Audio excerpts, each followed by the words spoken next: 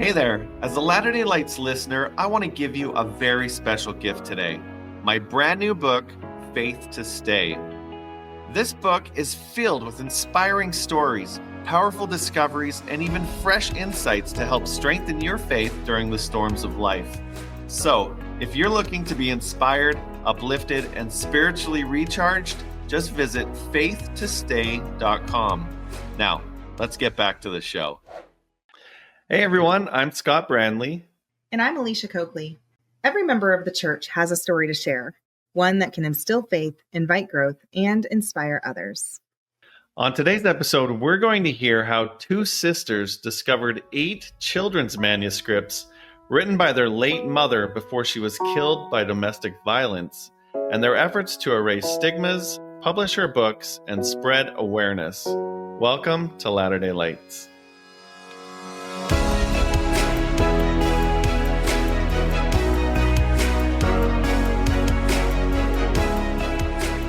Hey everyone, welcome back to another episode of Latter-day Lights. We're so glad you're here with us today. We have 2 special guests with us, Molly Johnson and Jessie Lake. Welcome, guys. Hello. Thank you. Well, hello.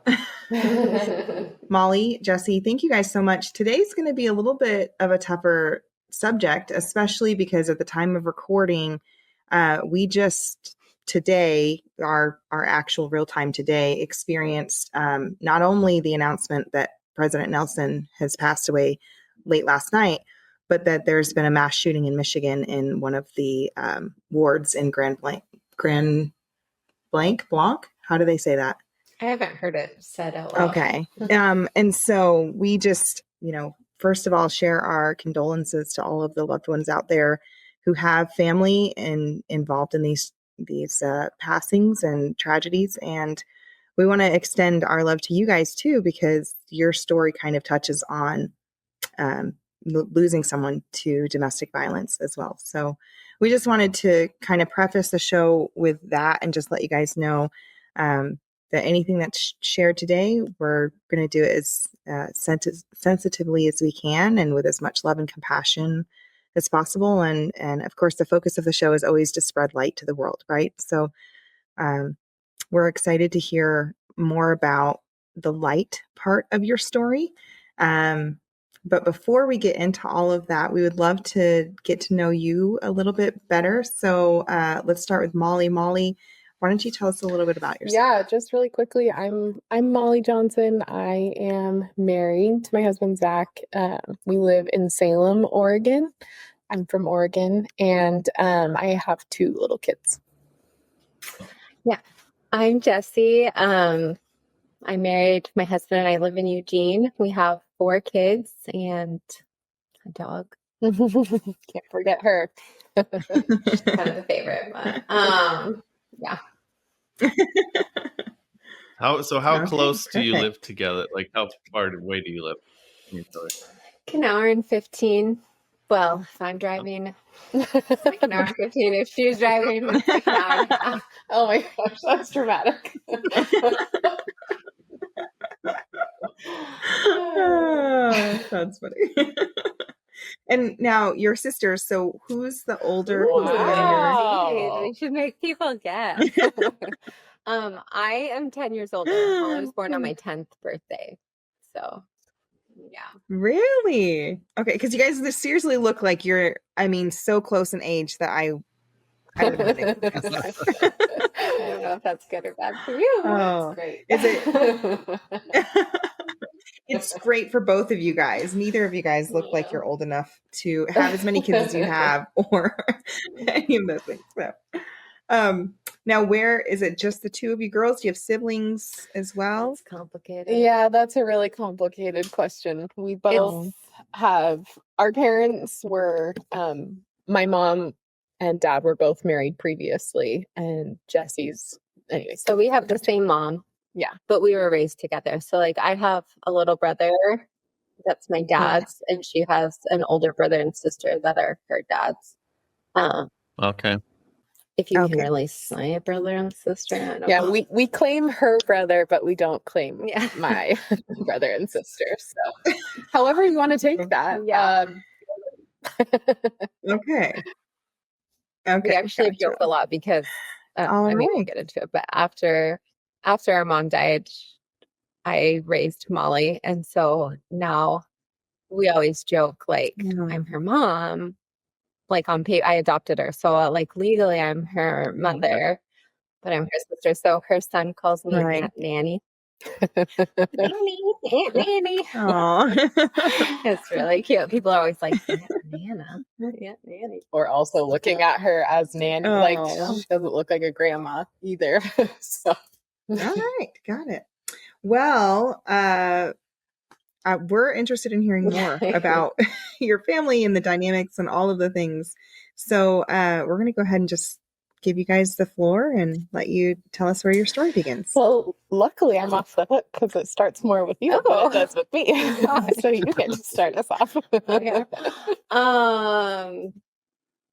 My parents got divorced when I was young. I don't have any memories of them being together, but I think they were like working things out from 3 to 5-ish.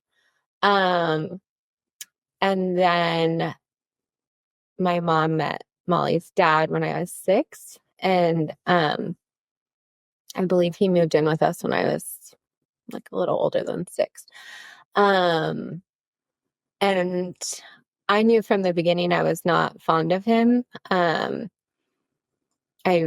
wasn't particularly warm or kind to him. I can really remember feeling like that. And I don't know at the time, like, if that was my intuition, like kids can feel stuff pretty strongly about people, or if it was, like, because I don't have memories of my mom and dad together, I do have a lot of memories of my mom and I together. And so, like, she read me books in her bed every night. And then when Molly's dad came into the picture, I was in my bed and they were in her bed type of a thing. And so I don't know if it was so much like I didn't like him or I didn't like the changes that were happening and that my mom didn't feel like only mine.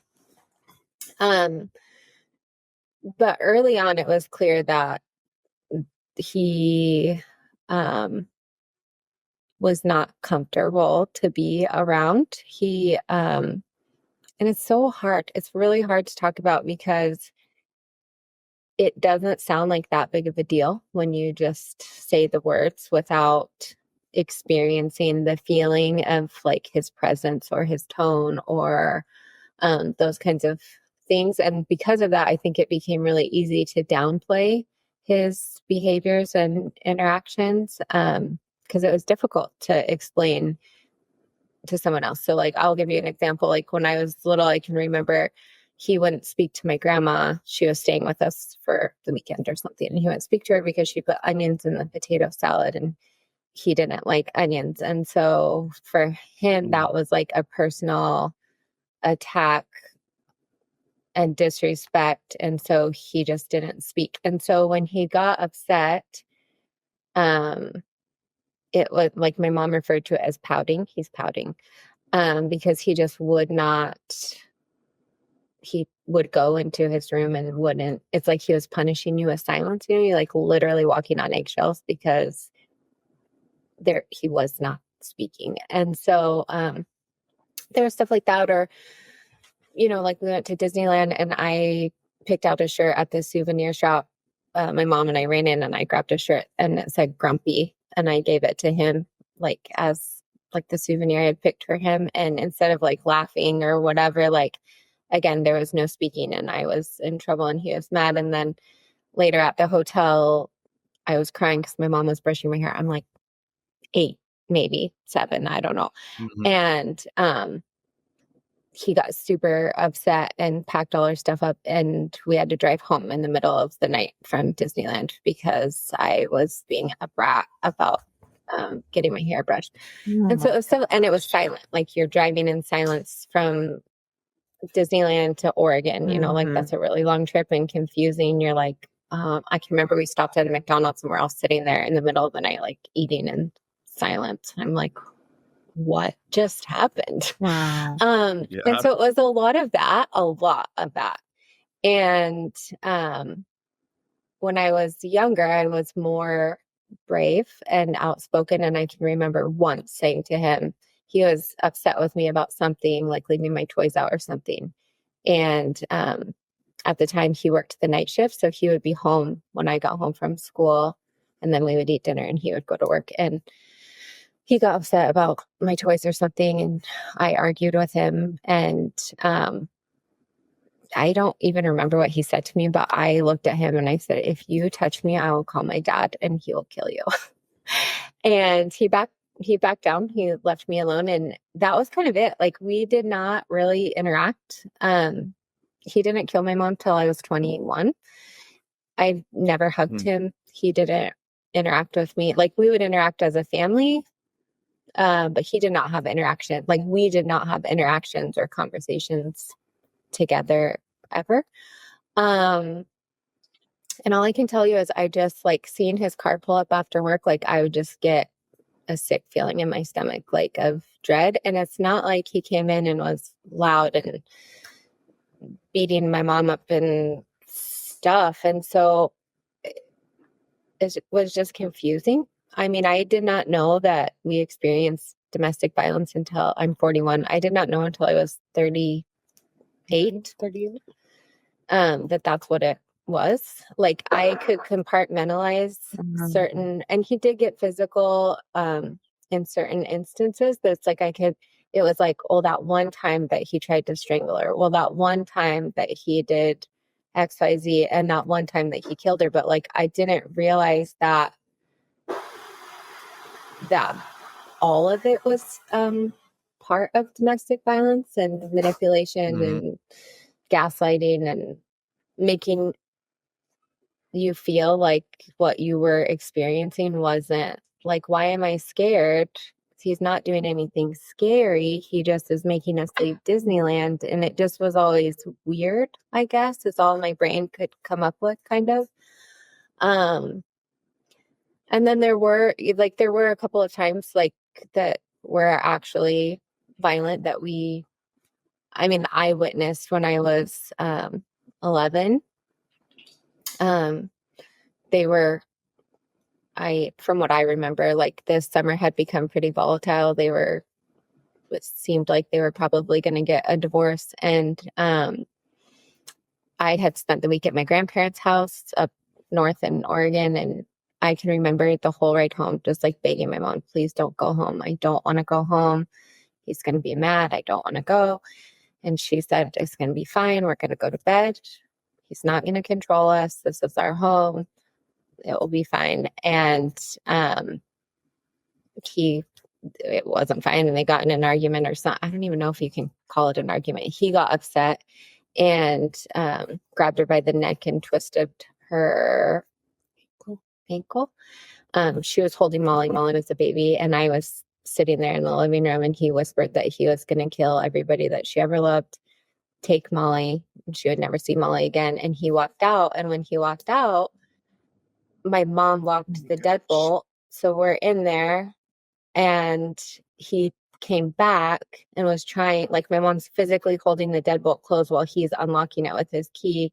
And he got tired of that. So we went to the back door, which I was standing guard at the back door. And when he would get to the back door, she would tell me to switch.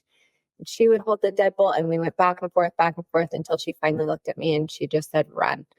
And so I'm 11. And to this day, my fight or flight, like, I've said this before, but I'm like, if you're choking, I'm not the girl. I'm out of there. I'm like, if something is scary or threatening to me, I am out. So when my mom looked at me and told me to run, I ran my little bare feet up to the neighbor's house, and we called 911. And but I never got validation for any, like, he went to jail, he moved out, he got therapy.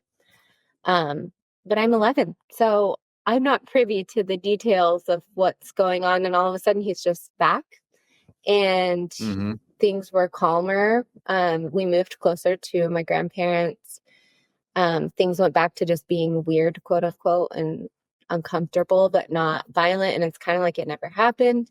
But I developed severe anxiety and obsessive compulsive disorder the same week that he went to jail and all of that happened. We lived in, like, a not a real safe house, but it's like a friend of a friend knew a friend that we went into hiding at her house until we were sure that he was calmed down and he wasn't going to come back. Um, and I don't know if my mom was just in her own state of trauma and figuring things out. But nobody ever talked to me about my experience of it. And it's like all of a sudden, out of nowhere, I just am experiencing debilitating anxiety. And I lost so much weight. I was 12 then. And I couldn't eat. I could hardly go to school. I couldn't go to my friends' houses anymore. I couldn't go inside buildings anymore. It was really debilitating. And not one person, not the therapist that I went to, not the doctors and specialists and everybody that's trying to figure out why my stomach was hurting all the time, connected the dots at all.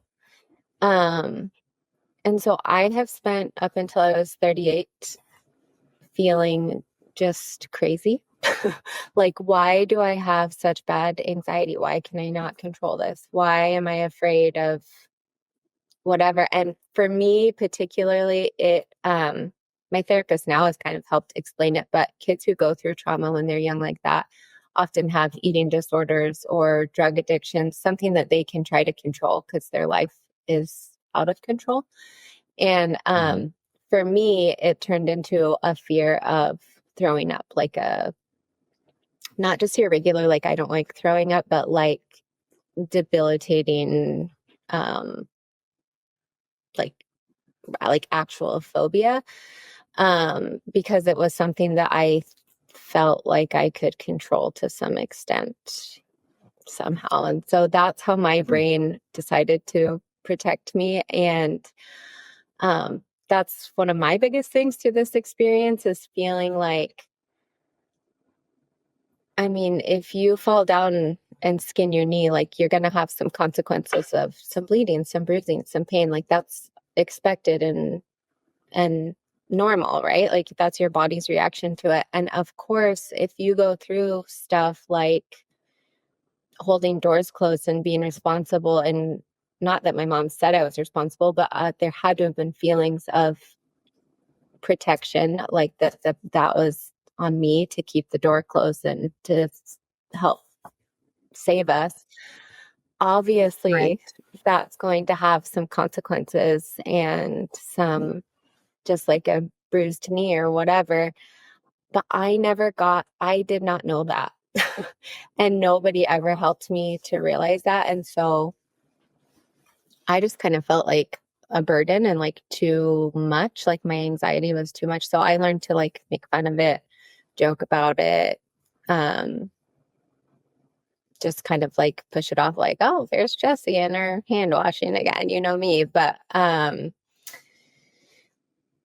think that's one of the biggest things for me is like, through opening up and starting to talk about this, which we haven't really done a lot of up until the past 6 months or something like that, I have realized that I can get all the validation from my therapist, from you, from Molly, from whoever, that like, of course you're going to experience that. Of course, like it's quote unquote normal to feel anxious. But I've realized recently it's like, I need to learn to validate myself. Like I need to understand that it was okay that I had a reaction to the experiences that I had. And that's been Right. tricky because I've been praised my entire life for being strong, for being able to handle anything, to be able to do whatever. And I'm like, but I was dying on the inside and making fun of it when I couldn't control it. And you guys just praised me and told me I was strong for it. But on the inside, I was crumbling. So anyways, I mean, I feel like that's one of my soapbox things recently is like, of course I have stuff because of, we all do, whatever our experiences are, it all affects us in, like everything has a cause and effect. And of course that affected me. So anyways, I kind of got off track a little bit, but Mhm. yeah, you can say the rest. You're bored now. I was born now. But yeah, so my dad, he did work nights a lot, and he didn't live with us very often. So I've been Well, kind of, because of work.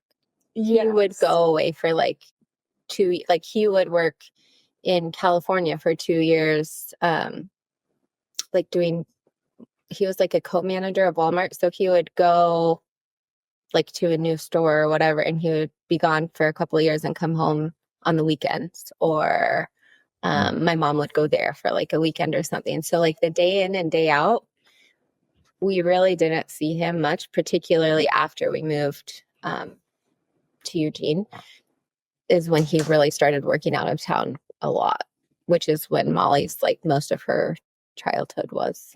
Yeah. So most of our life really was just Jessie and our mom and me. And that felt really great. Like Jessie talks about how she didn't know that we were kind of part of this demographic. And I think a large part of that is because it was the three of us a lot of the time, and our mom shielded us from a lot. Like obviously things seeped through, and she couldn't shield us from everything. But our life was really good and really happy and safe and fulfilling and felt really normal most of the time, except when he was around. So I was looking through like some documentation from when she filed for divorce, and she even said like more than half of my life he didn't even like live in the same house as us, which thank you so much.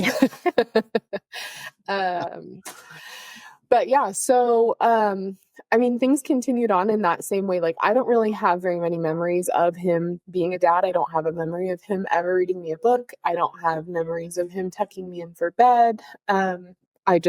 He wasn't really around, but when he was around, it wasn't pleasant. And so things, kind of progressively got a little bit worse, but still felt kind of okay. And it's confusing because of that so much was going on, and she was facing so much turmoil, and she was going through all of this, but she was holding down a job and she was a social worker, and I was enrolled in sports, and she never missed a game. And Really? yeah, so it's just, I think from the outside, Wow. we just looked like a really normal, quiet group of three for the most part.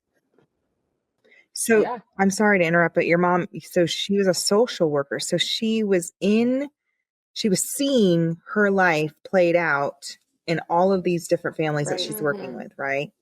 And she was the wittiest, strongest, most independent, loyal, loving. Like, it's mind-boggling what like through this process we've realized, like, oh, she was scared. She had a secret bank account. She had notes tucked in her sock drawer. She knew that things were bad. We didn't know that she knew that. Like, she didn't tell us she was scared. We didn't feel scared when it was the three of us. And even when it was him, it was like, he's pouting, he's this, he's that, but it's not like, so it was confusing. It was like, this doesn't feel right, but it's not what I'm seeing on TV of like, he's not beating her up and she's not doing drugs and we don't live in a trailer. And so it was like, Right. what is this? I don't know why I feel so bad around him. I didn't have a name for it, or I mean, truly, Molly made me take a test when I was ACEs test, like the adverse childhood experience. You've heard of that? And Yeah. I was like, oh,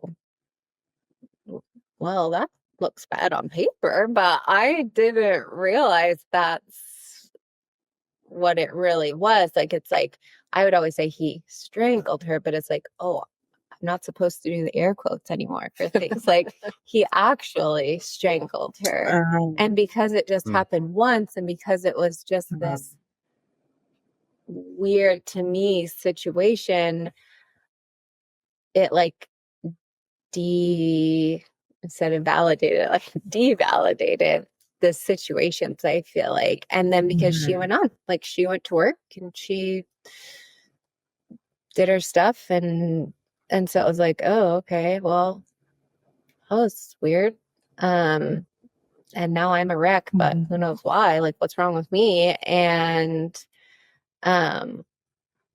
so yeah, I mean, for all intents and purposes, she really, anyone who remembers her just remembers how funny and strong and independent, and it's just shocking that it was happening to her, I guess. Mm-hmm. And to Yeah. us. And to us. Yeah. Yeah. And I think the part that we have come to realize is that while there were these isolated events, he was still that person to her in private, but it just didn't erupt in front of us. And so I'm sure that she was still experiencing all of those things from him in ways that we couldn't see. And she had those scars, and we didn't know because our life felt normal and we were just those quiet girls in that house, you know, like we just didn't look the part. To that point, Molly's like on a mission she's been asking all the questions to all the people. We just celebrated the 20th anniversary with a benefit concert, and it brought people back into our lives that we kind of, like, she died and I was supposed to be starting my junior year of college. Molly was supposed to be starting 5th grade. We moved to a different town. Our life started, it was like it didn't happen. Like, we were different people with it was just kind of bizarre, to be honest, but this concert brought back into our life a lot of people who we haven't spoken to in 20 years that we were close with. And one of them was my mom's best friend. And she was telling Molly, like, my mom suffered from clinical migraines, which Molly has too, but Molly's are really brought on by stress. And I'm like, oh, how funny. Our mom had migraines literally all the time, like throwing up, like really bad. And I'm like, oh, do you think like maybe it was because she was stressed all the time? Like, I don't know, but he would do stuff like, mine started when I was 2, when he choked her for the first time. So mine started because of this, and I've had a migraine, gosh, every day since the concert. Like, just there's so much that we're processing right now, and so I really think that hers were, you know, it's hereditary, and we both have this gene or whatever it is that stress. It's aggravated by stress.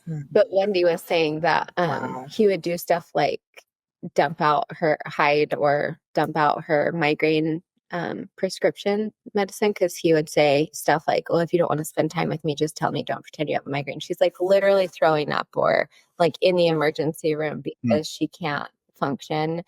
And so like she actually, when we moved to Eugene, my mom's best friend Wendy still lived in Medford, Oregon, so there was about 3 hours between them.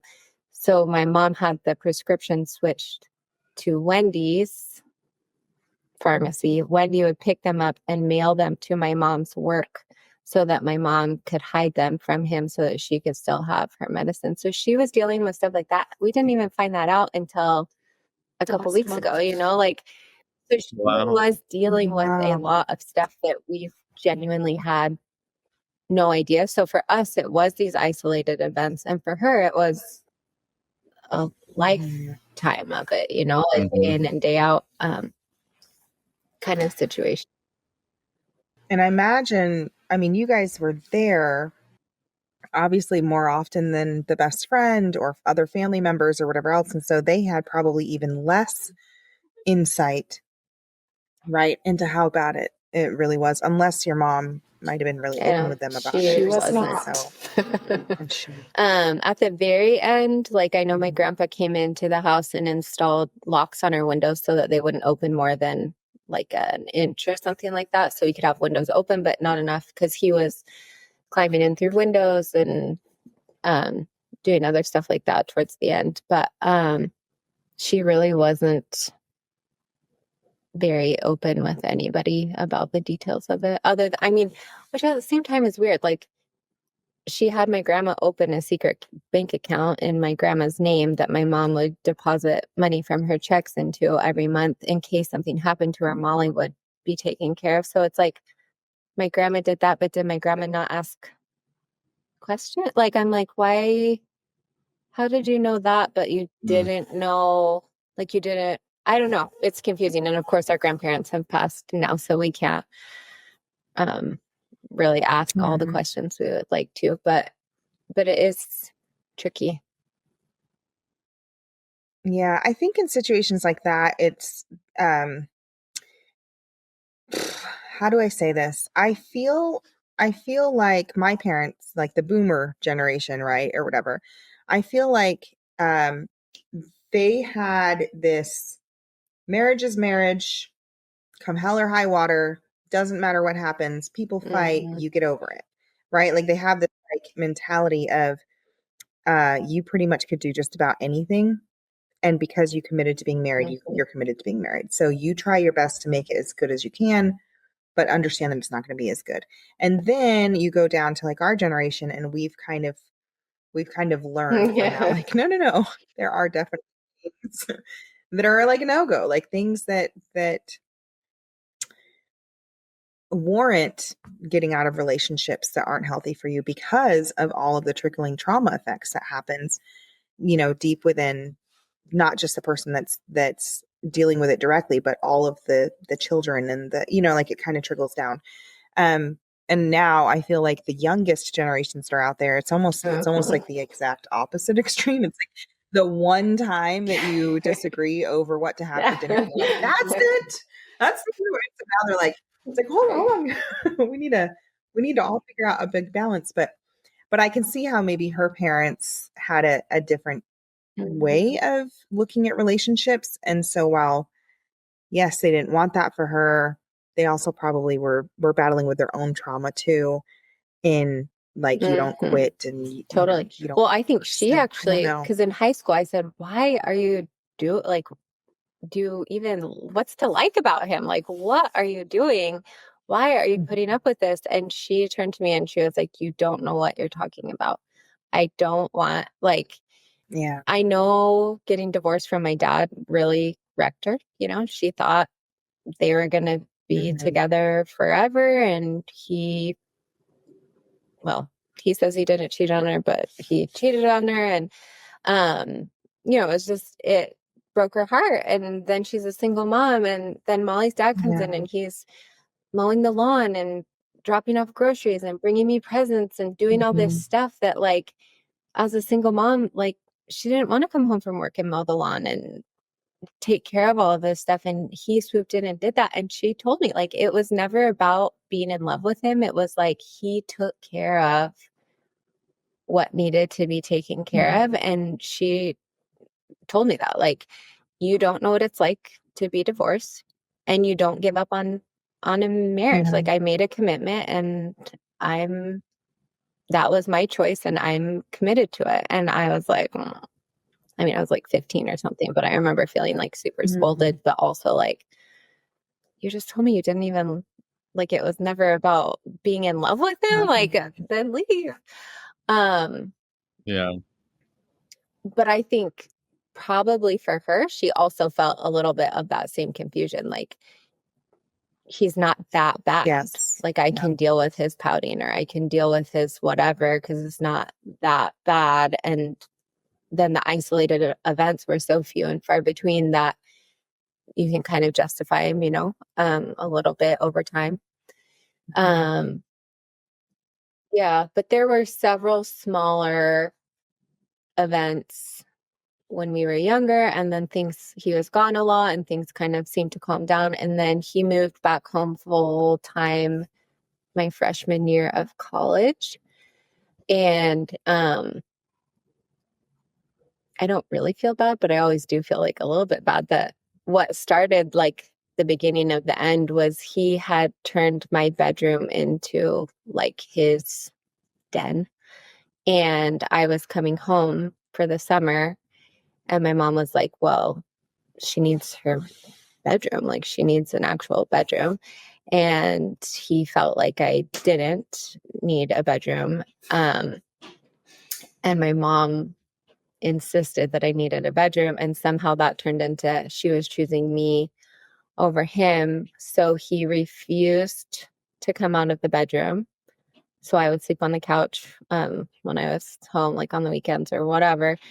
But he also stopped speaking to anybody, and I think it was like the end for her. She just like couldn't. She wouldn't ask him to come out of the bedroom. She wouldn't ask what was wrong, or she was like, "This is just like I can't live with a 2-year-old. I'm not going to play this game or whatever." And he really dug his heels in, and by I think September was like pretty bad, and by Christmas, he had taken pliers and scrunched his wedding ring and said that's what he was going to do to her. And then after that, he moved out, but he moved across. We lived in front of a park. He moved across the park into an apartment complex, and we just found out that he would use his rifle scope to spy. You could see from his living room window into the front of our house, and so he set up a mattress, and he had his scope and would spy. And then things just kept getting worse and worse. He would unscrew light bulbs when we weren't home, so we would come home and it was dark, or he would leave notes in the house just to let her know that he had been there and he'd figured out a way to get in. She had the locksmith there a lot that summer. And it got to the point at the end, speaking of not being able to like trust myself, really, like, is what I think is real, like actually real. I told my dad and my grandparents, maybe within a week or two of her dying, I genuinely think he's going to kill her. Like, this is getting out of, like, I don't understand what's happening. This is just getting worse. And my dad for sure verbally was like, no, he's not, he's blowing smoke. He wants the attention. He's not going to do anything. And I was like, okay. And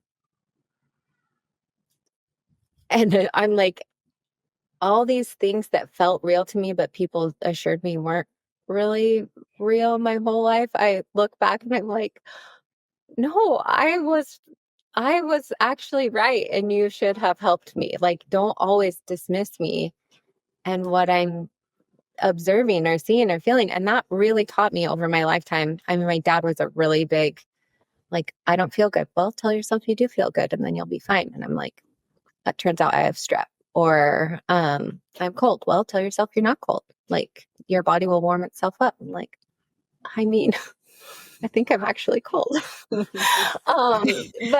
we really learned to like, oh yeah, okay, it's probably not that bad. I'm probably just being dramatic. And on the phone with 911, I remember saying, he's killing her. But my brain is saying, stop being dramatic. Like, it's probably fine. Wow. It's probably fine. You're being dramatic. But like, seeing that it's not fine. But I was at a place where it's like, I didn't trust my own intuition or I don't know, sense of what was like right before my eyes. I don't know. Mm-hmm. Yeah. Sorry, I'm talking way too much. You're talking. No, you're doing great. So, I mean, how it ends is he killed her. So Yeah, he killed her. He broke into our house. Jessie was there. She was behind a door, but Jessie was there. And how old were you guys when this happened? Jessie was 21 and I was 11. It was the day of our birthday party. You were 11. So we had just had our birthday the day before. Really? And we're going to celebrate later that day. Yeah, nothing like emptying out a fridge I now have realized why I have this trauma. Molly has it too. We just discovered we both have it. But any event of any kind that I have to prepare for ahead of time, I start getting nervous. Like, what if someone gets sick and we have to cancel? What if, like, on the way to the temple to get married, I'm like, what if Matt gets in a car accident on the way to the temple and we never actually get to get married, but I thought we were, and it was supposed to be exciting, and now it's not exciting. And I'm like, oh, that's because we were having cake delivered to our hotel after she died. Like, well, what are we supposed to do with this cake? And I'm like, what are we supposed to do with this cake? And canceling the venue and throwing away the fried chicken and potato salad that my mom had made for Molly, and all these things that had gone into this party that didn't get to happen, but you still have to cancel it all. You still have to call the pool and say, and all the friends and all the things, and clean out the fridge and do all the stuff to not have the party. And I'm like, oh, that's why anytime I prepare to do anything, I start getting anxious and worried. But that was not until therapy that I realized that I did it and why I react that way. And that Molly does too. Yeah. Yeah. Turns out it scars you. Who knew? So you had your birthday, and then you were having a party the next day. He killed her early on a Saturday morning. So it was September 4:30 in the morning. I had actually fallen asleep in her bed. Molly was at a sleepover at her best friend's house, and he had followed her through the grocery store that evening. He had followed her when she was leaving work. She was having people from work like escort her to the parking lot, because a lot of times he'd be standing at the edge of the parking lot or whatever. And so we had gone to bed, but at about 1:30, I woke up and my legs were restless. And we always joke, because you didn't mess around with my mom's sleep. Like, I didn't even flush the toilet in the middle of the night because you didn't want to accidentally wake her up with being too noisy. So my legs were feeling really restless. And now looking back, I'm sure it was like some sort of divine intervention. But at the time I was like, why did I have to leave her? But I'd never had restless. I was 21. I'd never had restless issues, but I just could not fall back asleep without tossing and turning. And I knew it was going to bug her. So I went to my room, which was just across the hall, and I left her door open. I left my door open. And at 4:30, I woke up and her door was closed and my heart was beating really fast. So I must have heard something. And I got up. I tried to call 911. Oh, I got up and her door was locked. I tried to call 911 and he had cut our phone cords, but cell phones had just recently become a real thing. So I had my cell phone and I was able to call 911. And I had one of those little push pin lock things. I was trying to unlock her door and I couldn't unlock the door. And I was yelling, "Are you okay? Are you okay?" And I had no idea what was going on. And she said no. And then he shot her, but I thought it just kind of sounded like a belt, when you snap a belt. And so I said, he's hitting her, to the 911 lady, because the door was still locked. And then I got the door open and he was gone, and she was definitely dead. The 911 lady made me roll her over and check for her pulse and stuff, which I could not do because, I'm sorry if this is graphic, but he shot her right here. So when I rolled her over, I couldn't really check for a pulse, and I was way too scared in my fight or flight. Like, I left the house. Multiple reports from neighbors said they heard, someone thought a cat was dying. People just heard screaming, and it was like I just left until the police got there. Wow. Yeah. Not that this is any part of lightness, but when I walked into the room, it literally felt like a mist of darkness. Truly, it had a feeling. The room had a feeling to it. And then he went home and killed himself. But yeah.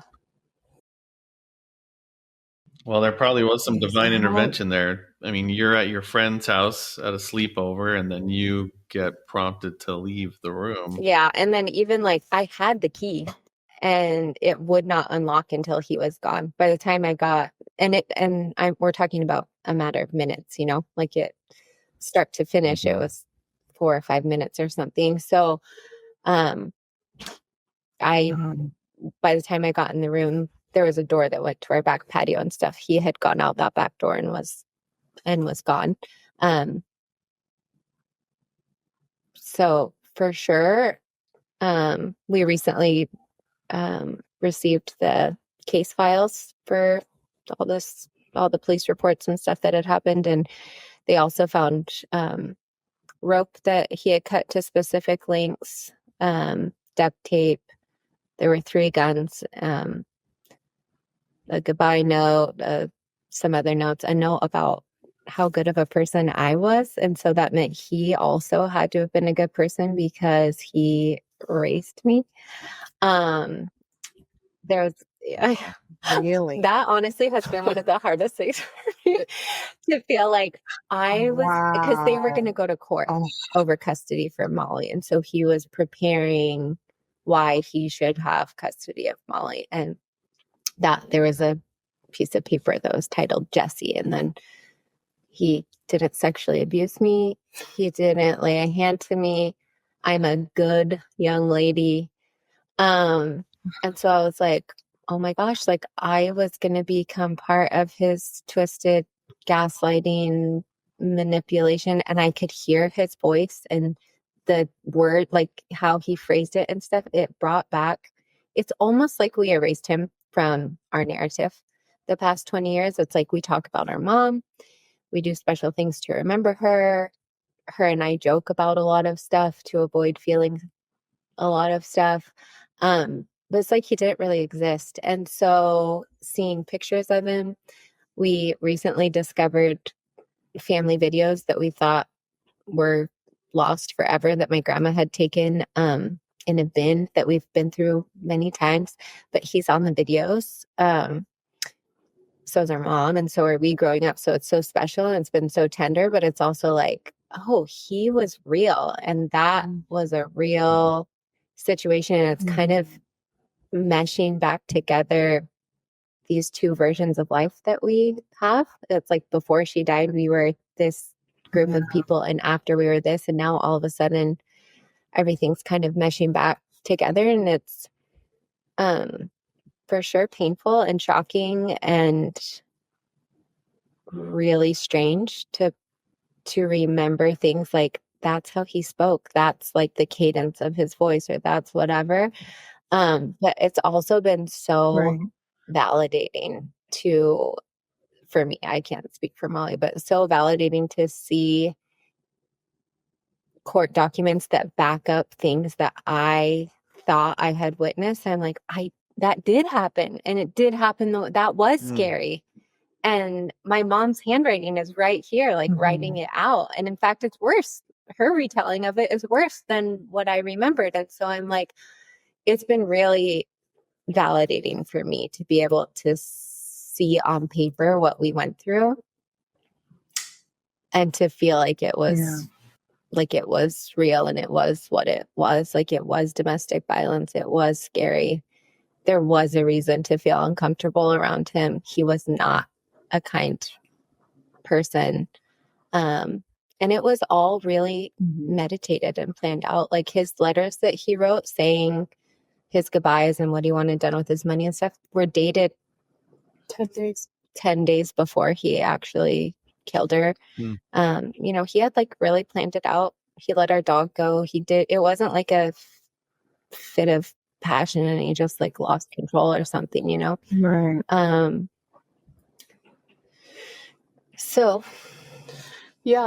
afterwards, Jessie mentioned we like kind of picked up our lives and started fresh. I mean, I don't think that was ever our intention, but it's what became of us. Like we were surviving at that point. And so we moved down to Southern Oregon and started fresh. And almost a year later, Jessie got married to her husband. And a couple years after that, I moved in with them. And so Jessie and her husband raised me from that time forward. And we grew up in a family that was not religious at all. My grandparents were devout Lutherans for most of their marriage. And then our mom just kind of left that behind. There was no animosity or anything. She could take it or leave it, and she chose to leave it. And so our lives growing up she was fine with us going to church with our grandma, but it wasn't ever something that like she instilled in us. We weren't religious at all. But Jessie kind of always had that like in her. I feel like I sought it out from the time that I was really little. My grandma taught me how to pray. When I was going through my obsessive compulsive anxiety stuff when I was, it was mostly when I was 12, but a little bit when I was 13, I had a goal to read the Bible cover to cover, and I would read the same line over and over and over again. And if I didn't do it, the thing that was going to happen was that I was going to throw up. And so I was like, I have to do it, and I have to do it right so I don't get sick. And my mom would I would get stuck in the Old Testament. My mom would sit there and she would read out loud to me. She didn't care about reading it, but she knew I did. And so she would read it to me or take me to church if I asked her to. And I would go by myself. I just found a Lutheran church in town, and that's where my grandma told me to go. So I would go. And so I always was seeking it out. I loved it. I love order and comfort and security. And I feel like church always felt like that to me. But I was open to any kind of church, honestly. And the boy I started dating in high school was LDS. So I was like, sure, I'll go to church with you. And I went to church on and off all through high school with his family or with friends. I went through way too many sets of missionaries they would always get sick of me. So they'd say, oh, well, we challenge you to, are you ready to get baptized? I'm like, no, I'm 15. I don't know what I'm ready to do. I'm not doing that. But because I'm so black and white, I was like, well, I don't want to go to hell. And I had, my grandma saying if I joined this church, I was going to hell. I don't want to go to hell. So I guess I won't. But then I felt like I knew too much. And so I was like, well, what if I don't choose it and go to hell anyways? Because I was supposed to choose it. But when I was a freshman in college, my mom was like, Jessie, you have to decide or I can't listen to this anymore. Like you've got to commit or stop because you're driving yourself crazy. So the next week I was baptized and I never looked back. Yeah. And she started dating her now husband before he went on his mission, and he went on his mission, and our mom loved Matt. And I think that that's just like a really tender part of all of this is that she deeply loved Matt. She wrote Matt on his mission. We weren't even together. Like we were like casually dating before he left. And then we wrote each other. But like my mom would send him care packages or updates on Molly's soccer games and what I was doing or whatever. So it was really sweet that they knew each other. But when Molly did it with us, I was very adamant. There was a lot of issues in our family about where Molly was living. A lot of people did not feel like Matt and I were old enough to be raising a 13-year-old. We were only 23. Which like checks out, it's not like we're like saying that was normal. Yeah, there was a lot of concerns. There was a lot of frustration that we were LDS and that we were going to brainwash her and all of that. So I told our bishop, I was like, do not send the missionaries to our house.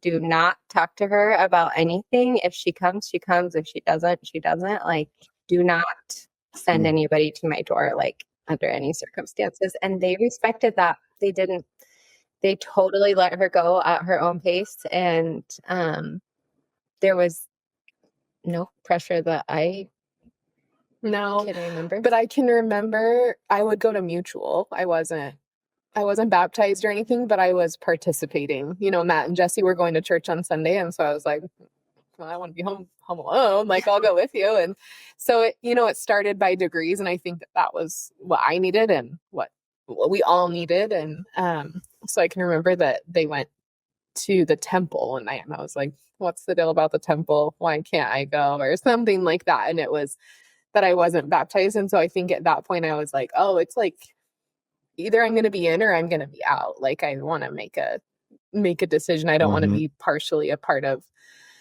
something. And so I was laying on the floor, and I told Jessie was asleep on the couch. She fell asleep nice and early every night. And I told her husband I was ready to take the missionary discussions, and they were there. I'm sure they had been chomping at the bit. I mean, everybody knew who I was, this 13-year-old who was coming to church but was unbaptized. I was certainly on the missionaries' radar, and they showed up, and I took the discussions for I don't know how long. But anyways, I chose to get baptized, and I was actually recently reminded of it. You know, I think a lot of people talk about their experiences as like really rosy, and it was such a great experience. And I came out of the baptismal waters and felt sick.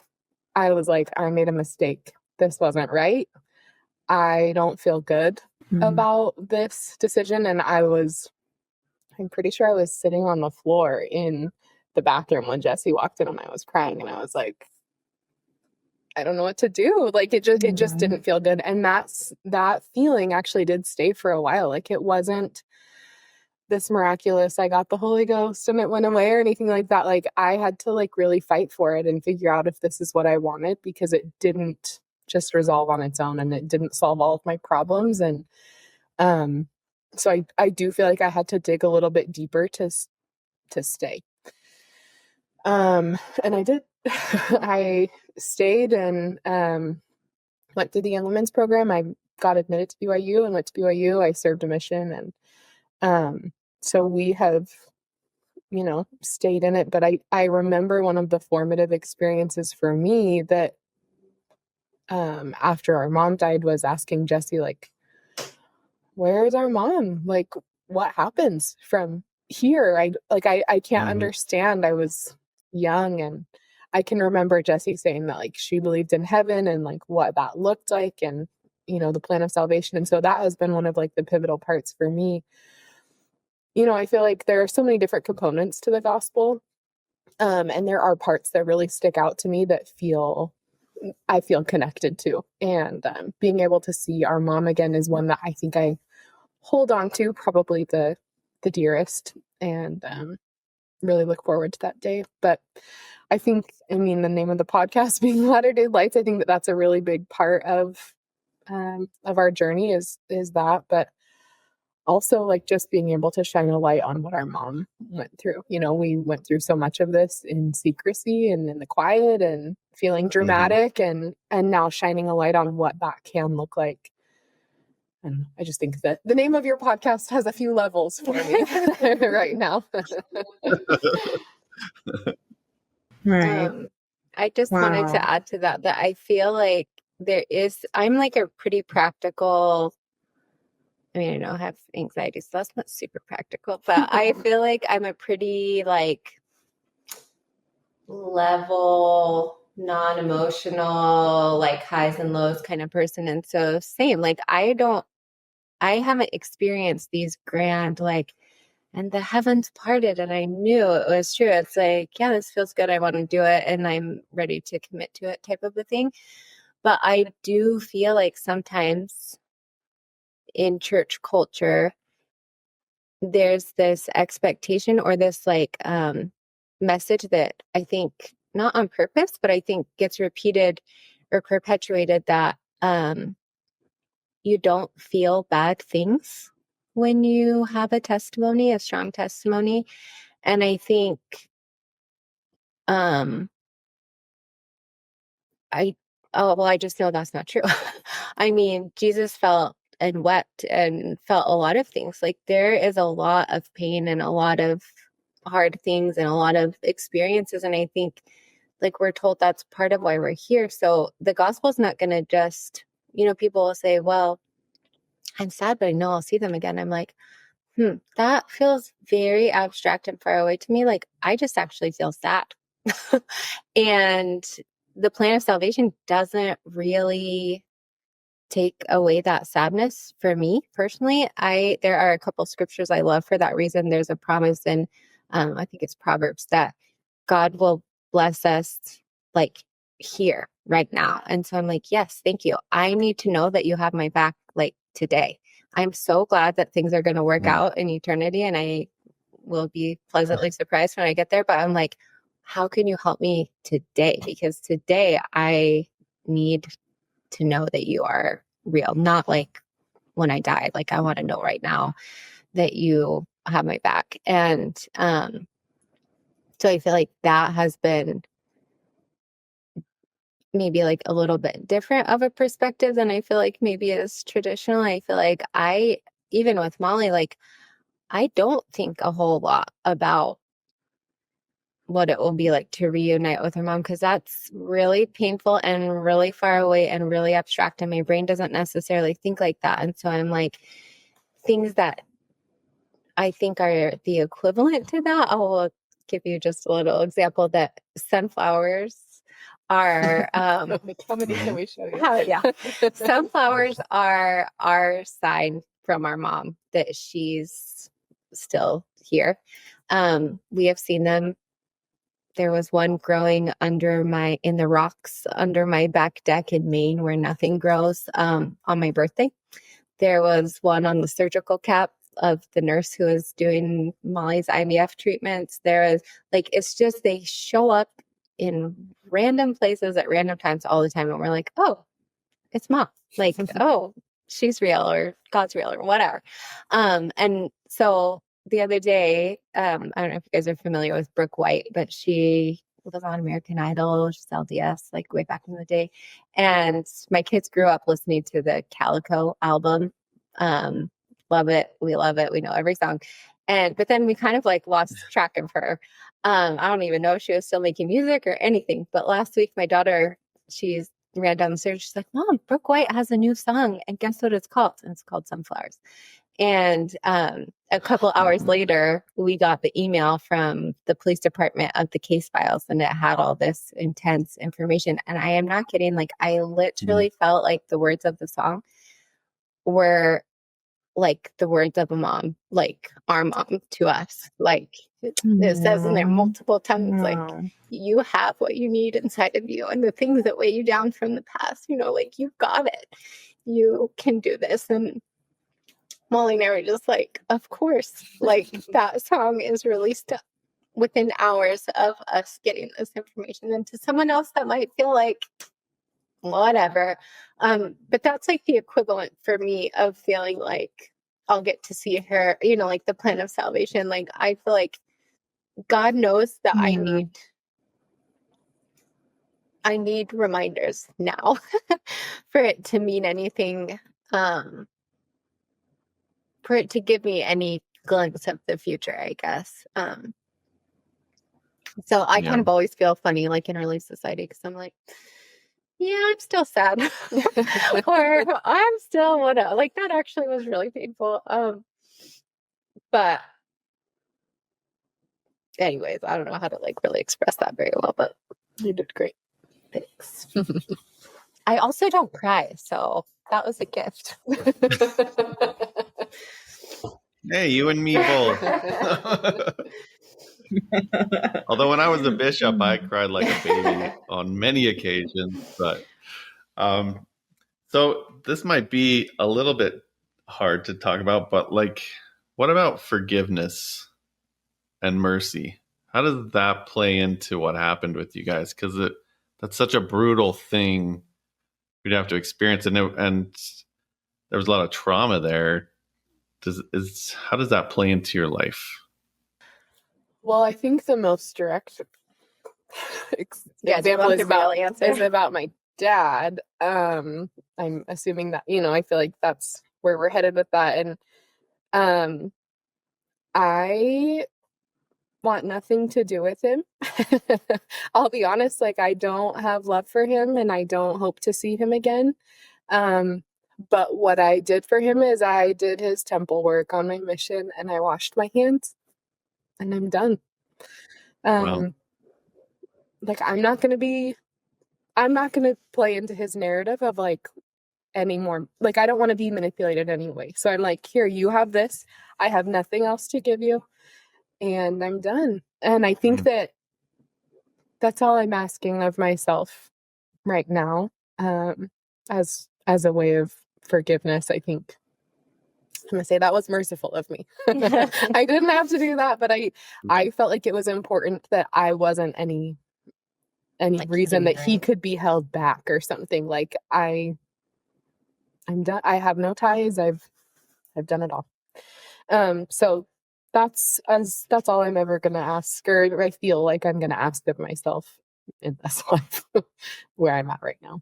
I don't know how you feel, but Yeah, I felt like, again, I'm not great with abstract. So I'm like, how do you forgive someone that you can't have a conversation with? Like, he's not here to apologize or to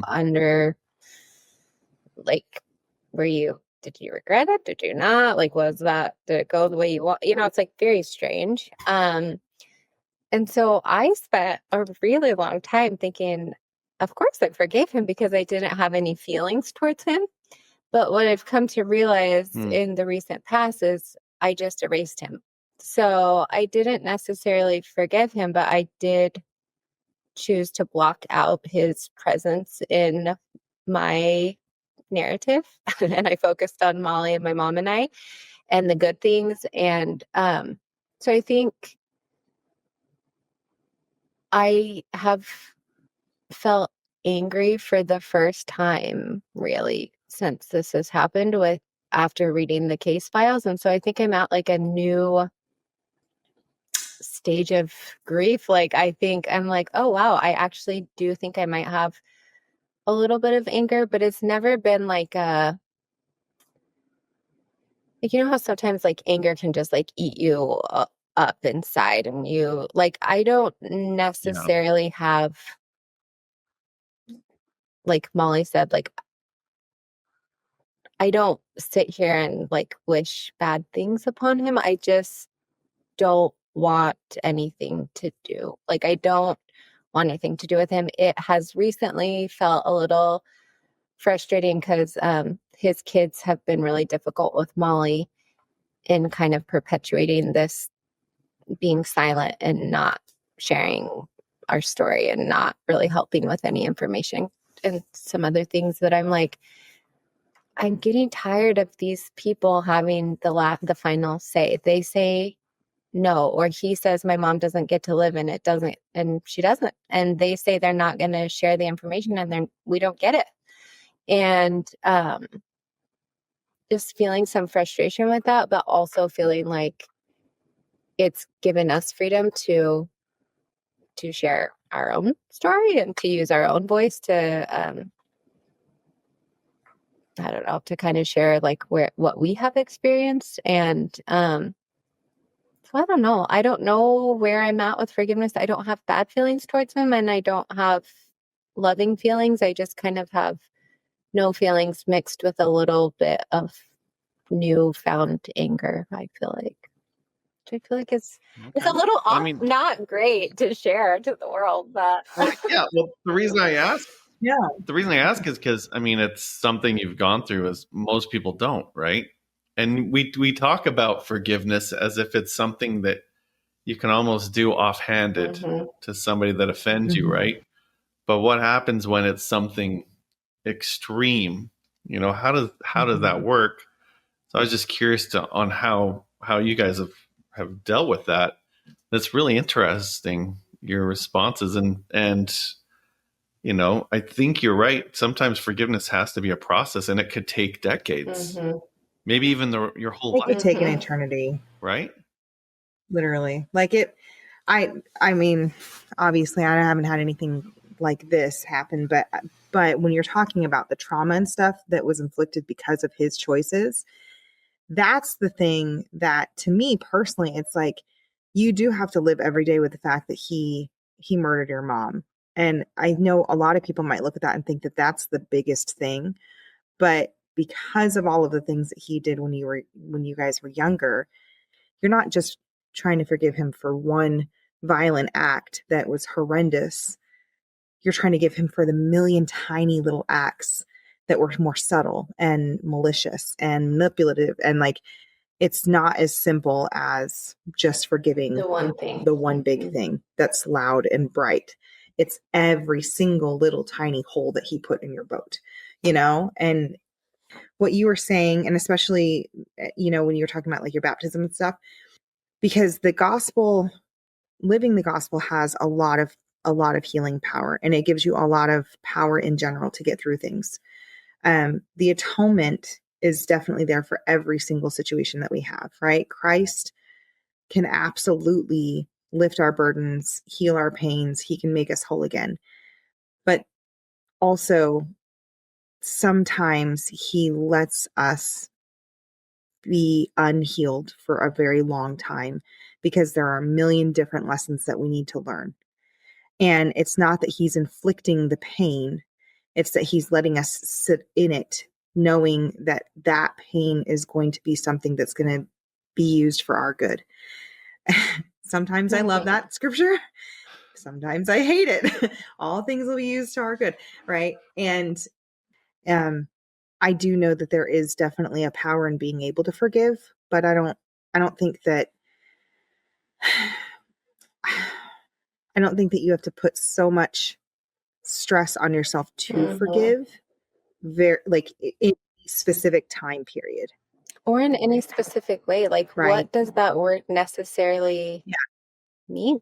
Like, in action, like, could you label what Molly did in the temple for her dad as forgiveness? Mm-hmm. Sure. Would someone else maybe not label that as forgiveness? Sure. Like, I think our definition of it, we put pressure even on ourselves to say we've done it. And it's like, well, what?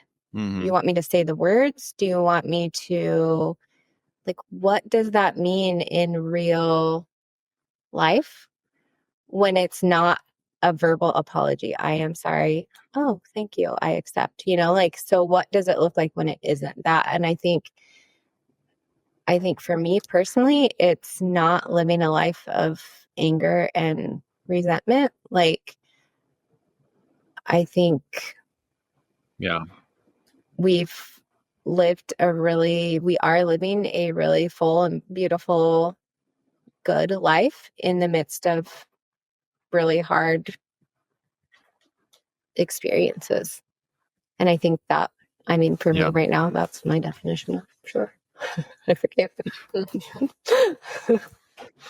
Well, I think it's been cool to see your relationship together, the two of you. You can definitely tell that you guys love each other and you have a close bond. Let's kind of wrap this up on a positive note. Like you said, it's Latter-day Lights, and I know that you guys found some really cool things when you were going through your mom's stuff. So maybe tell us about that story. Yeah, well, we weren't the ones to pack up our house after our mom died. Movers did that, and they just, take absolutely everything and put it into a box and label it. And so a couple of years after she died, we were going through boxes, and in the box labeled linen closet, there were towels and linens and things like that. But there was also a manila envelope with manuscripts, 8 children's manuscripts, and their cover letters, and some like magazine printouts with different publishing houses and plans for which manuscript would go to this publisher and this publishing house. And she had organized all of these things and then put it in an envelope. And so we found them a couple years later, but Jessie was in the middle of raising me, and her husband was in school and just like living life, And so over the years, we've discovered them and read them and put them back and brought them out again and then put them back. And recently we have really latched on to the dream of making it happen. We feel like we're at a time in our life where we can do that and help her to fulfill her dream. So she wrote 8 children's manuscripts. There's 7 that will probably publish for the public. One of them is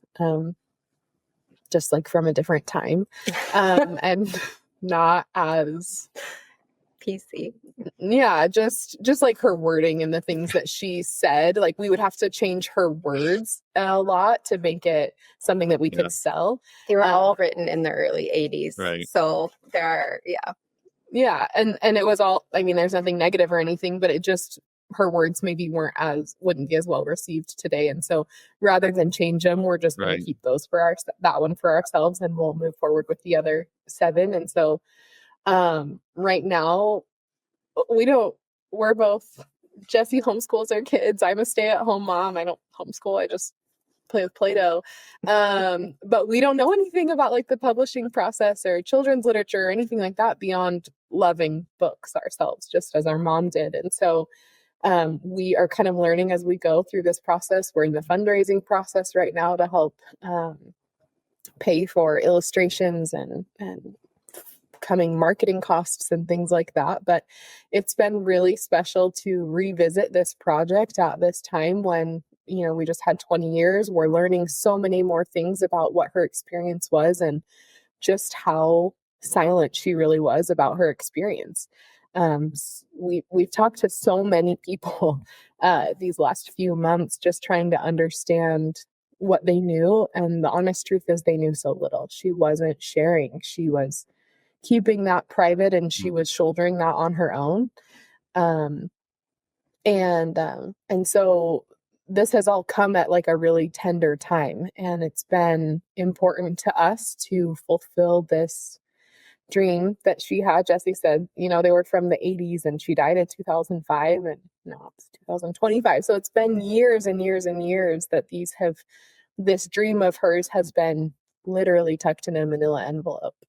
And so right now we're just in the process of bringing her words to the public, publishing them, illustrating these books so that our kids can read them and we can read them and other people can read them and see that, yeah, he made this choice and he tried to silence her, but like her words live on and her dream is living on, and it's now become our dream to be able to facilitate this for her. And just, I feel so strongly about having more of her in my life. I want my kids to know her voice. I want my kids to know her face, and to be familiar with her. And if the only way that can be is through pictures and her writing, then like, by golly, we're going to do it.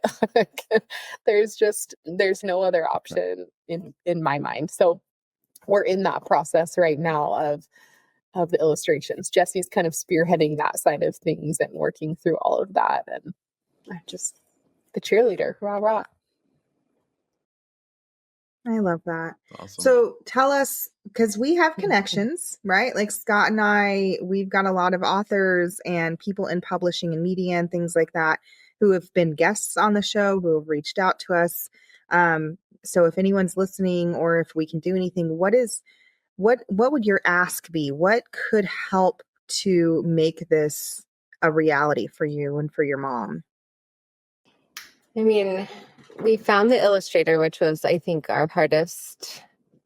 I mean, that was really hard for us to find something that felt true to her, and is like also modern. And but because our goal is to have it feel like she had accomplished this in the 80s. Yeah. So we're not really changing her words. The editor that we're working with is like really actually keeping it, who knew, but now it's going to be historical kid lit because the 80s were so long ago.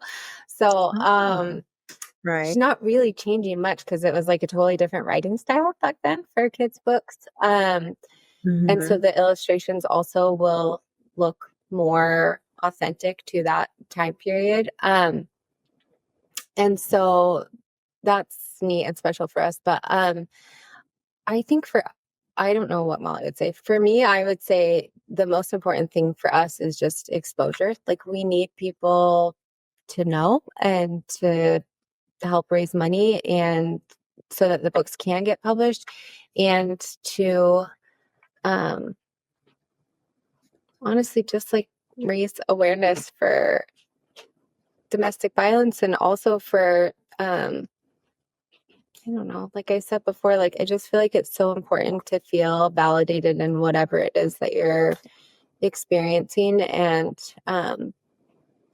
to know that like we all have a story, we all have a past, we all have things that we learn from, but that there really is so much joy and goodness. And doing this project has made us feel connected to her in a way that I don't think we ever really expected to. And to feel like she's new to us again has been just a joy, I feel like, to be able to feel close to her in that way and to be able to kind of open this back up for us. So I don't know, that didn't really answer your question, but Yeah, I think you said it, like exposure. We need people to get us on Kelly Clarkson. Yeah, we need Oprah. Is Oprah, one of your yeah. Is Oprah listeners? still listening? Are you out there, Oprah? Like I think we just need to utilize any and all platforms to be able to share about her story, including these books, and to be able to shine a light on domestic violence and shine a light on all parts of her journey, because she didn't deserve that end, and so it won't be her end. We've made that really important to us, and so I don't know, it feels hard to ask for specific things because we don't know what we're doing. Gotcha. So you almost need kind of like a mentor to help guide you to the next steps, would be maybe a really helpful resource. So we did have a guest, Bridget Cook Birch. She has, she's all things publishing, and she actually writes stories. And I'm just thinking, I can't make any promises, but I can reach out to her and I can see if this is something that she can help with, because she writes stories about people who have went through some really big traumatic situations and stuff. She's in that industry and she helps writers to write their own story too. And I'm wondering if she might have some type of direction or connection. Maybe even, she might even want to write your mom's story, which could help with exposure. So, no, I don't actually. It's a joke, Bridget. I don't know. Yeah. Let us put some feelers out there and see if we can help you guys, at least with direction, connection, something like that.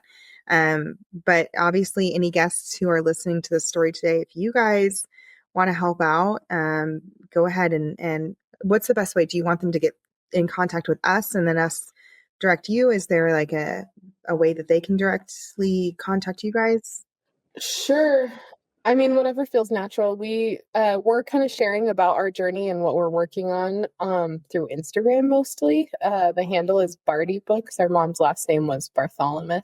And so Barty Books is the handle on there. And if they want us directly, then that's great. Or if they want to go through you, we're open to all avenues. That's where you can see our cute mom and get to know her. And there's videos and pictures and stuff. And she just honestly was the best, and you'll love her if you go look at it.